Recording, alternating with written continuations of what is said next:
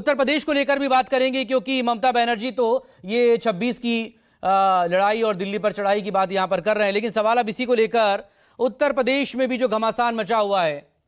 रोहित अग्रवाल जी, sir रविवार को उत्तर प्रदेश के मुख्यमंत्री योगी आदित्यनाथ ने अपने विधायकों, सांसदों, कार्यकर्ताओं से बात की थी और 4 अहम निर्देश दिए थे। एक बात जो उनकी तरफ से कही गई थी वो ये कि जहां मुस्लिम वोटर्स ज्यादा हैं वहां हिंदू वोटर्स के बूथ बदलवाओ।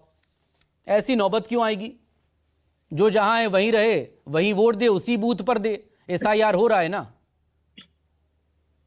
नहीं, देखिए, मुझे नहीं पता कि ये सब जानकारी आप लोग को कहां से मिलती है कि बंद कमरे के अंदर मीटिंग में क्या बात हुई।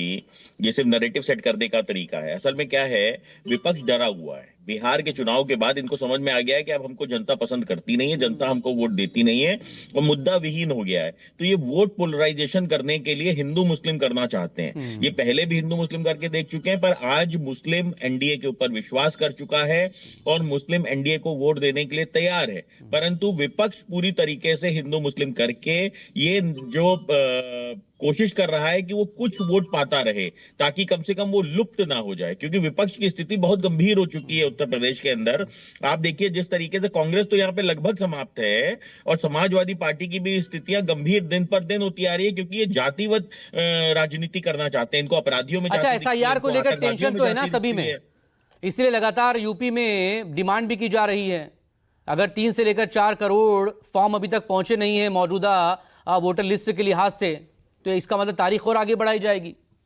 नहीं, उत्तर प्रदेश देश का आबादी के हिसाब से सबसे बड़ा प्रदेश है और डेफिनेटली अगर उसके अंदर थोड़ा समय ज्यादा लग रहा है तो वो लगना भी चाहिए। ये एक प्रोसेस होता है कि टाइम एक दे के उसके बाद फिर उसके अंदर अगर काम नहीं पूरा हुआ है तो उसको एक्सटेंशन देना, क्योंकि काम को बेहतर तरीके से करना है। एसआईआर की बात हो रही है यहाँ पे, जहां पे स्पेशल इंटेंसिव रिव्यू है, जहां पे एक एक व्यक्ति को कहीं ना कहीं उसका हक दिलाया जा रहा है कि वो वोट दे सके। ऐसा ना हो। अच्छा, इससे पहले 24 के चुनाव में नाहक लोगों ने वोटिंग कर दी, आपकी सरकार बना दी।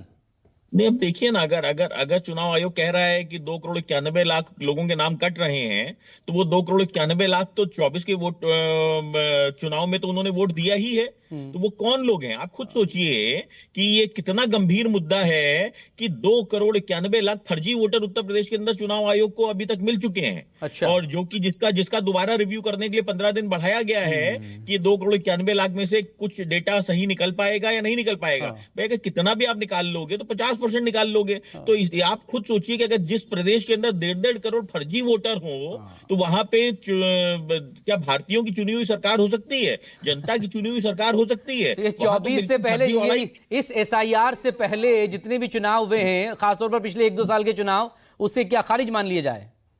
नहीं, ये तो देखिए, एक बात समझिए, ये तो आज भी आप नहीं इंश्योर कर सकते हो कि आज भी 100% क्लियर वोटर लिस्ट होगा। ये तो वोटर लिस्ट को सही करना विपक्ष, सत्ता, जनता सबकी जिम्मेदारी है। ये वोटर लिस्ट को शुद्ध करना अगर बिल्कुल सबकी जिम्मेदारी है, लेकिन इस जिम्मेदारी के बीच जो सवाल हो रहा है ना